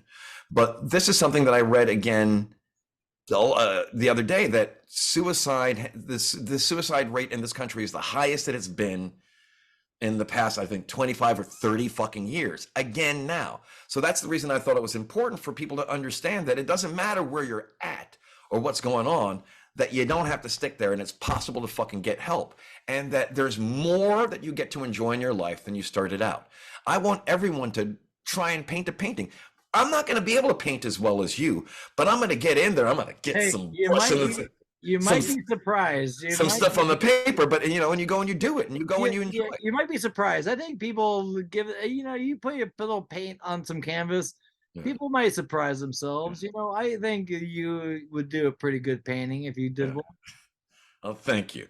So, but for me, I Good. feel very lucky that I get to work with people about so that they can so that the shit that's bothering them doesn't bother them anymore. And I get to do I luckily get to do that with people all over the world, because I do a lot of it like you're doing this through Zoom.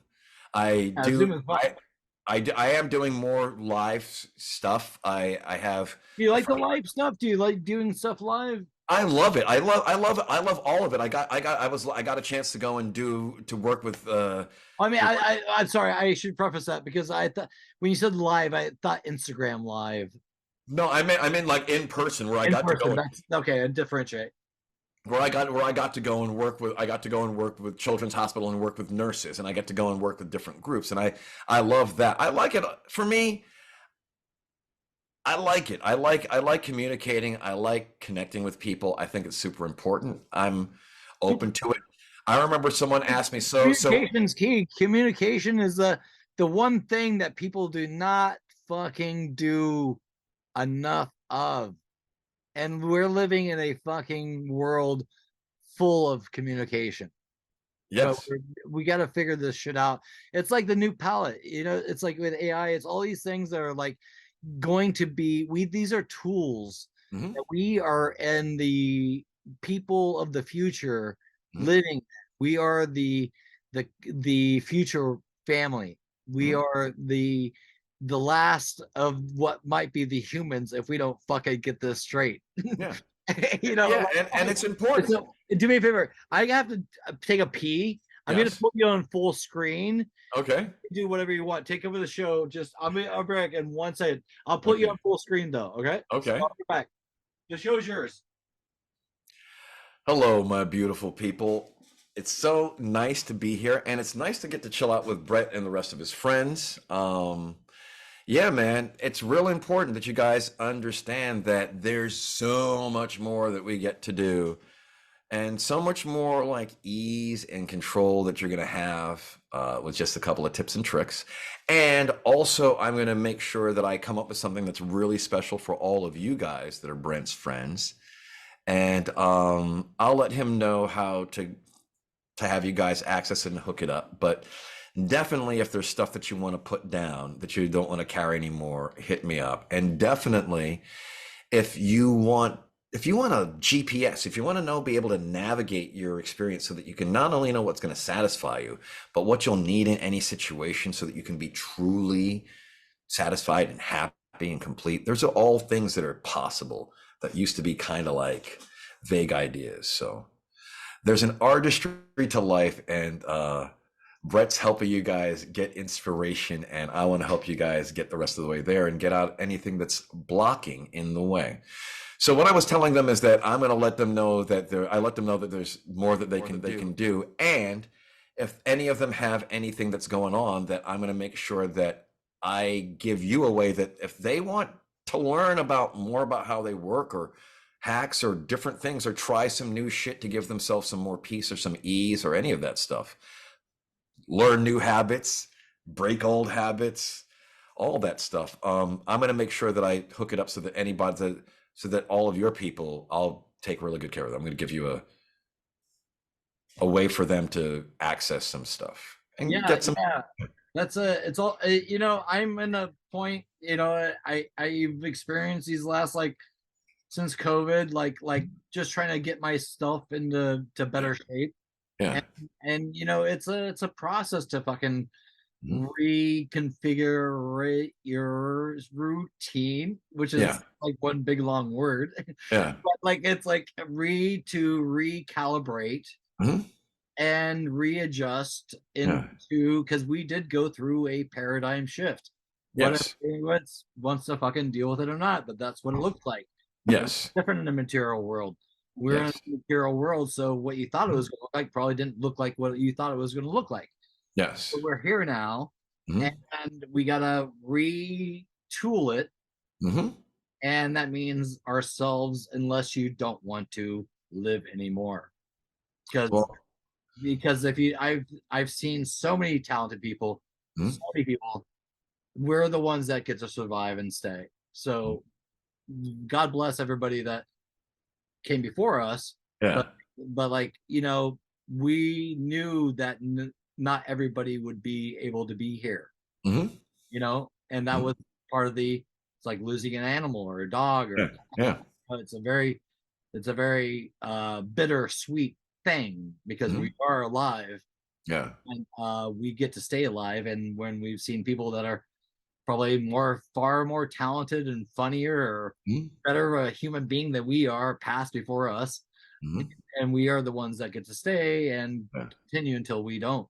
And but like we are living in a very this is going to be a very yeah, sci-fi yeah, sci-fi yes. otherworldly bullshit. Have you ever seen an eclipse before? Yes, I got a chance to shoot one from the top of Diamond Head back when I was uh, Solar eclipse. the total solar eclipse from the top of Diamond Head. Holy shit! Was that in 2017? That was in 90. That was in 92. 92. 92. Holy shit! So that was, but That'll it's interesting. readjust you. It's interesting that you said that. I think it's really important that people understand this, and it made me think of like maybe this is a good way to leave them with this thought. There was a thought from Wadsworth Longfellow, Henry Wadsworth Longfellow, that made me think of that. It was called this poem called "The Builders," and it's all are architects of fate, building in these walls of time. Some with massive deeds of great, some with ornaments of rhyme. Nothing useless is or low. Each thing in its place is best. And what seems but idle show strengthens and supports the rest. Just because your shit isn't the one that's out there in the front of the stage doesn't mean that your shit doesn't count and doesn't matter and isn't integral to the overall symphony of existence. And because creativity isn't in what you do, it's in how you choose what you do to do what you do. You get what I'm saying? I hear you, baby. I like it. I like creativity, Hmm? inspiration. These are all good things. If everybody, everybody's capable of creating Yes. so much. Yes. And if we could get even a if there was even a spark, not like everybody has to be who we or like a painter or a producer or a positive speaker or A rapid transformational therapist. I was gonna say I was trying to get to that, but but like everyone's got they're alive. God damn it, Mhm. they are alive, and everyone's life is worth exactly the same amount as everybody else. That's Yes. what people don't want to look at. As Yes. the homeless guy and the fucking guy shitting on the fucking corner Mhm. is has the same value I have. Yes. I don't have Exactly. any more value than he does. Exactly. Exactly. And Exactly. and we are in this cosmic soup of Yes. reality. And I Yes. love it. This is a great place to be Well, because you know what? You know what? You made this soup a little bit better for me today. It was really nice getting a chance to get to catch up with you, brother.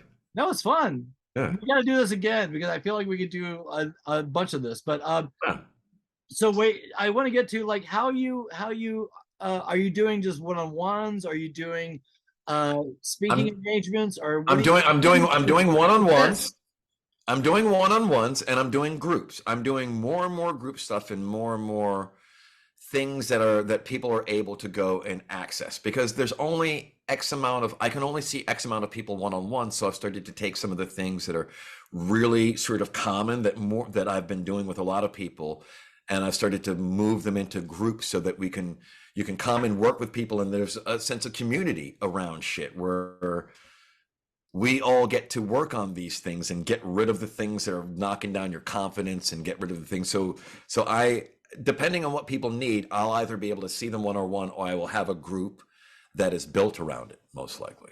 But the things that we're talking about doing right now, where I'm collapsing the memories for people and I'm collapsing those things, those are and curing phobias, those are all things that if anyone needs, reach out to me, we'll take care of that one-on-one and take care of you. And these other larger things I have stuff about, well, you don't need it, but there's some people that I need I've developed a linguistics thing about the gift of gab, teaching people how to speak and public speak and speak comfortably in front of people. I have a thing about being comfortable on camera for some people that are now having to go and promote themselves. So it's different things, but I primarily am working with people to help them feel less anxiety.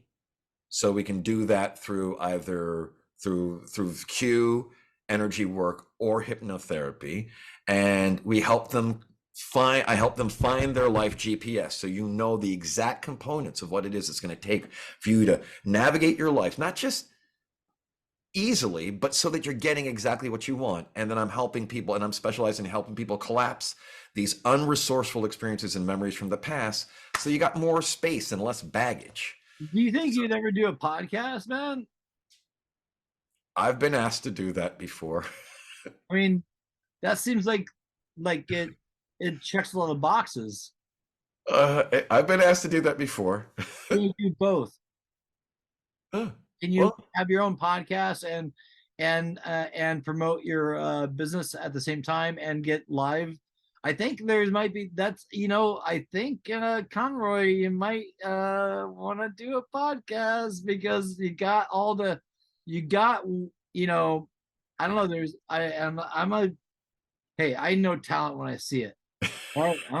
Yeah, see, I know talent when I see it. See, but like you could reach out and get a really good following that of also it's also the comments as well. The people that get to gravitate towards that nucleus that would be your pod or yeah, also if you don't do a pod, the people that gravitate towards that can interact with each other as well. yeah. Now, So there's a person, someone's approached me about about possibly doing one. They're talking about there might be something coming early next year. Is this a Brett's with Friends exclusive? Uh, yes, this is an exclusive. It was this. Exclusive! Yeah. Because it seems like right in line with that, because like there's, everyone's doing things remotely. Mhm. It's accessible, and people are can remain and have anonymity as well, Yeah. as talking about things that they normally wouldn't Yeah. be comfortable talking with, Yeah. and Yeah. I don't know, man. I don't know. I see Huh? some future for Well, you. I don't know, but we might have to talk about this It's a again. fun outlet. It's a fun And we might outlet. have to, yeah. I mean, I've enjoyed this. This has been fun being on. I Imagine assume doing it's, this with a bunch of people asking you questions that don't know you. but for me, again, I love that. I mean, that's one of the things I love about teaching. I mean, I love about Yeah. teaching.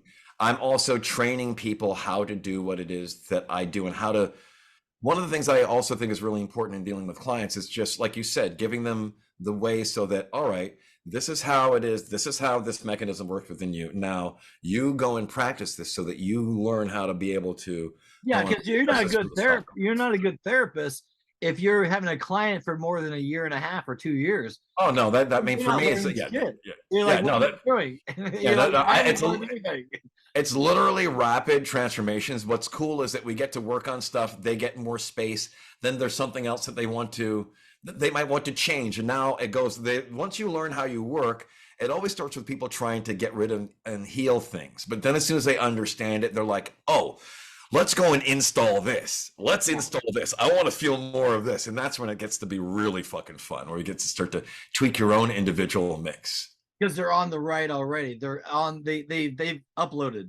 It's literally imagine it's what I'm trying to do is work with you so we can change how you're processing the information you already have and change the information that's running you internally or how you're resonating with it. That's when it gets to be fun. We get to change it.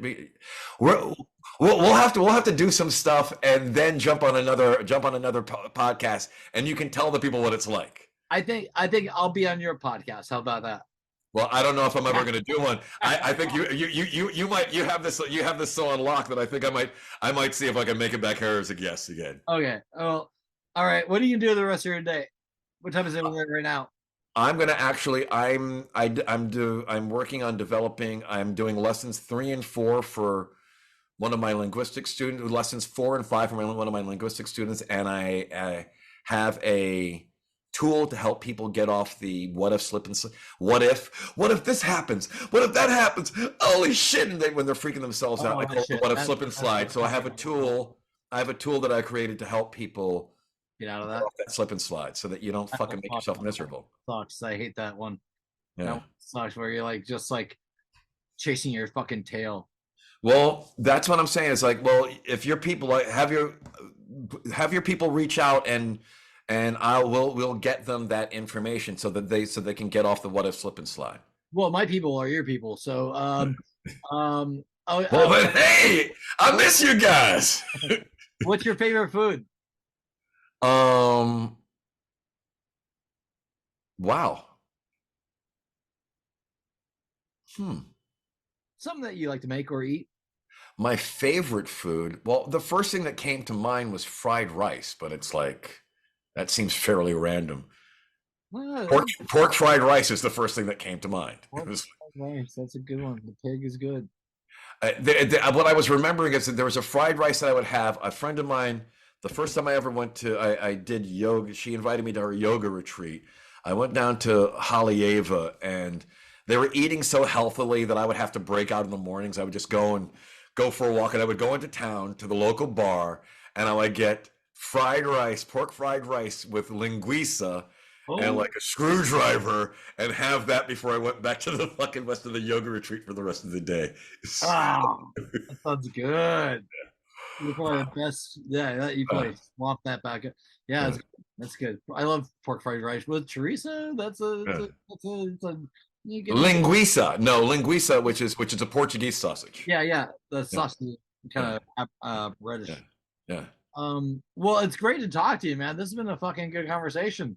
Right I on. learned a lot. I've expressed a lot. I feel really good about this episode, and it was episode 123.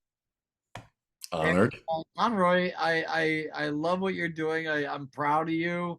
Thank you, brother. Inspired by you. This has been a very, very good thing. I I I wonder, do you, one last question. Do you like when you do these things, do you I guess worry is not the best word, but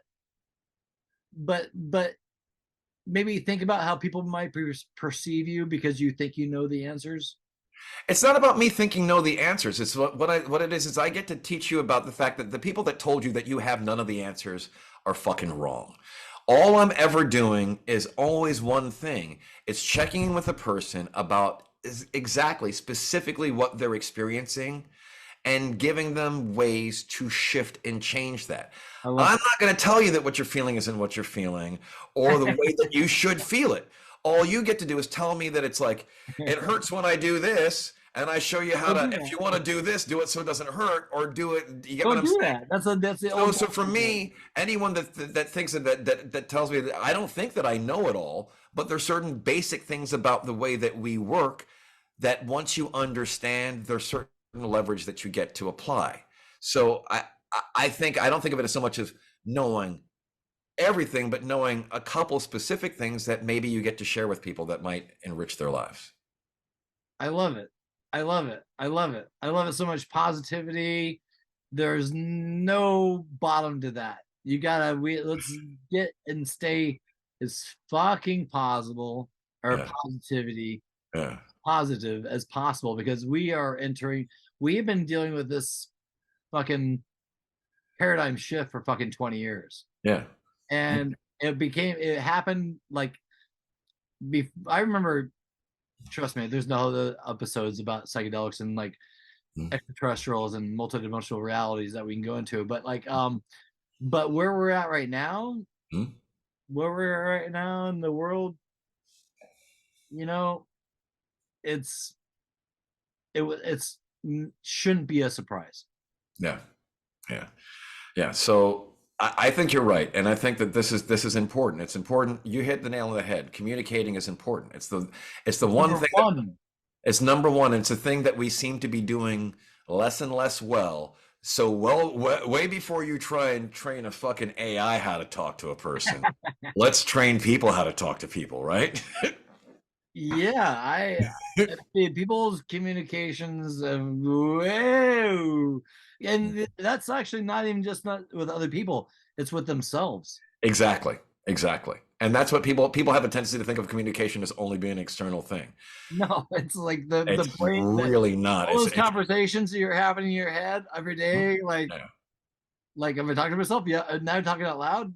All yeah, these things are we're all learning. If you can be yes, learning, yeah, if you're learning, yeah, you're doing a lot better than a lot of people. yeah. Because Definitely, you, definitely, if you're not learning, what are you doing? What, definitely. you know everything all right now? No, this That's it. we're constantly learning, and there is no If this is there. it, There then is no there there. It's always the trip. It's never the fucking destination, baby. yeah. Uh, All all right, right. my brother. All right, buddy. Thanks, man. Great convo. Yeah, yeah. Much success. Do you want to one last time? Let's tell them where they can find you on the socials. They can find me in the social at Conroy B on Instagram. You can find me online at Conroy Browne, ConroyBrowne.com. Conroy Browne on Facebook, and my Facebook business page is Conroy Browne Coaching. So, and if you want to find me, you can also find me at heal.me/Conroy. So those are all ways you can find me and what I do. And I'm here to help people. So I love it, man. What a great journey, man. Great to see you. Great to hang out. That was a fucking awesome. I mean, I'm just so happy that what you're doing is what you're doing and you're fucking happy and that smile fucking speaks volumes, man. yeah, brother. Because I know when we knew each other in Venice, there was sometimes there weren't smiles. Sometimes, sometimes there wasn't always smiles. But that's what it is. I want to give people hope. That's what it is. Just much like you, brother. Yeah, trigger everybody. Give them hope. I want to give them hope and give them tools. Let's Tools, do that. tools. Let's activate everybody. Let's activate. Let's Yes. fucking do this shit. Because it's Do this. not a dress rehearsal. This is not a dress rehearsal. This is your real life. Let's make it fucking fun, baby. All right. All Well, right. that was, with Conroy Browne, my 1, 2, 3 episode. Thank you very much, Mr. Conroy. Let's talk soon, all right? See you soon. Bye. All right, good luck. Have fun. Thank you so fucking much. Thank you. It was an honor to have it, but honor to be on your show. And It's an honor to have you. Much love to you and and all of our people. Our people, reach out, find us. The world is open to everybody. Yes. It's not a dress rehearsal. All right. Exactly. Bye. Browne.com, Browne22 on Instagram and TikTok. Bye bye. See ya. Peace.